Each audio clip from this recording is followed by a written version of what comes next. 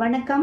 Tamil food கார்னரில் இன்றைக்கி டேஸ்டான தக்காளி சாரும் அதுக்கு காம்பினேஷனாக வெள்ளை கொண்டக்கடலை மசாலாவும் பண்ண போகிறோம். இந்த டொமேட்டோ சாரை நம்ம சாதத்தில் விட்டு சாப்பிட்டுக்கலாம், சூப்பு மாதிரி சாப்பிட்றதுக்குமே நல்லாயிருக்கும். இப்போ இந்த ரெண்டையும் எப்படி பண்ணுறதுன்னு பார்க்கலாம்.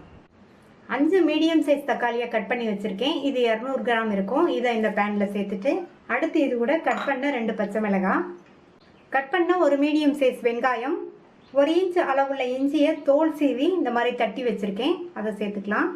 இது கூட 1 டீஸ்பூன் உப்பு, அப்புறமா தேவைப்பட்டால் சேர்த்துக்கலாம். இது கூட 2 கப் தண்ணி சேர்த்து நல்லா ஒரு தடவை கலந்து விட்டுட்டு மூடி போட்டுடலாம். ஸ்டவ்வை ஹை ஃப்ளேமில் வச்சுக்கோங்க. ஹை ஃப்ளேமில் வச்சு நல்லா ஒரு கொதி வரட்டும். இப்போ நல்லா கொதிக்குது. ஸ்டவ்வை ஹை ஃப்ளேமில் இருந்து சிம்முக்கு மாற்றி வச்சுருங்க. மறுபடியும் மூடி வச்சிடலாம். 10லேருந்து 15 நிமிஷம் சிம்லேயே இருக்கட்டும். சிம்லேயே 12-13 நிமிஷம் ஆச்சு. தக்காளி, வெங்காயம், பச்சை மிளகாய் எல்லாமே நல்லா சாஃப்டாக வெந்துருச்சு. இப்போ இதை இறக்கி வச்சுட்டு இதை நல்லா ஆற விட்டுறணும். இப்போ நல்லா இதை ஆறிடுச்சு. இதை தண்ணியோடைய பெரிய மிக்ஸி ஜாரில் சேர்த்துட்டு நல்லா நைஸாக அரைச்சிக்கணும். நல்லா நைஸாக அரைச்சிட்டு ஒரு வடிகட்டியில் இதை வடிகட்டிக்கணும்.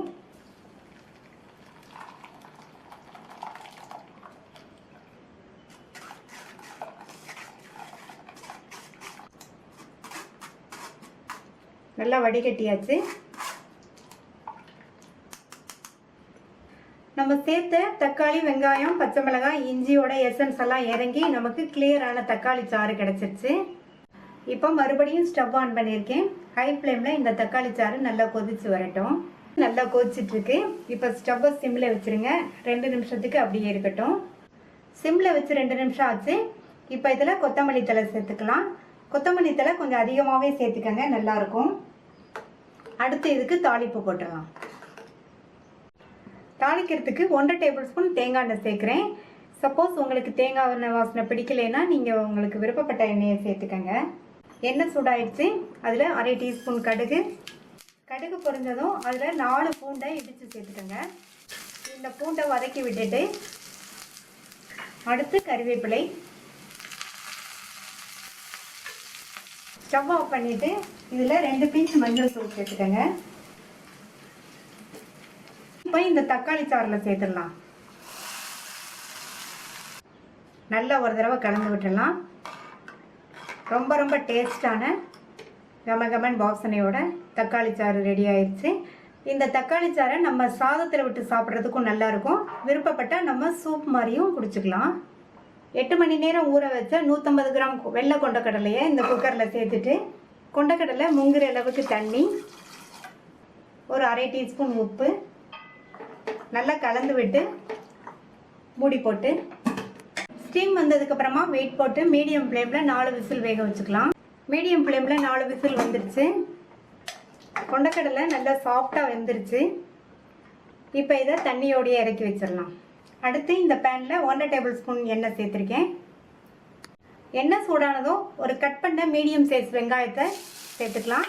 வெங்காயத்தை நல்லா பொடியாக கட் பண்ணி சேர்த்துக்கணும். இது கூட கறிவேப்பிலை, 4லேருந்து 5 பூண்டை இடித்து சேர்த்துக்கோங்க.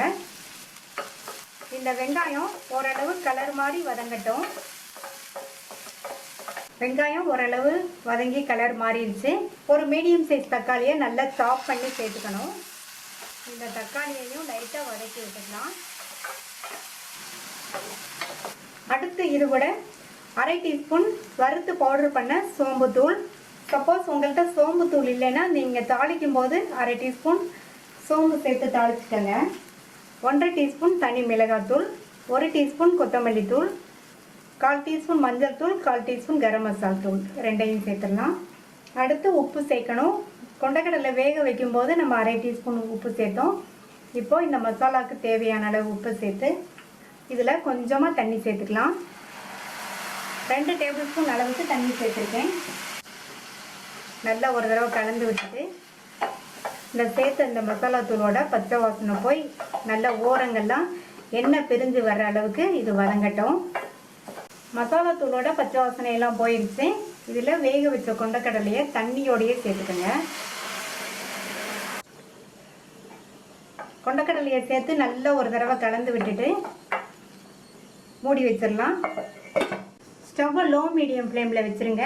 கொண்டக்கடலை மசாலாவோடு சேர்ந்து வெந்து நல்லா திக்காகி வரட்டும். இப்போ நல்லா மசாலாவோடு சேர்ந்து வெந்துருச்சு. கிரேவியும் நல்லா திக்காகி நம்மளுடைய கொண்டக்கடலை மசாலா சூப்பராக ரெடி ஆயிடுச்சு. கடைசி அதில் பொடியாக கட் பண்ண கொத்தமல்லி இலைகளை தூவிட்டு ஒரு தடவை மிக்ஸ் பண்ணி விட்டுட்டு ஸ்டவ் ஆஃப் பண்ணிடலாம். டேஸ்டான தக்காளி சாறும் அதுக்கு காம்பினேஷனாக கொண்டக்கடலை மசாலாவும் ரெடி ஆயிடுச்சு. ட்ரை பண்ணி பார்த்துட்டு உங்கள் கமெண்ட்ஸை சொல்லுங்கள். தேங்க்யூ.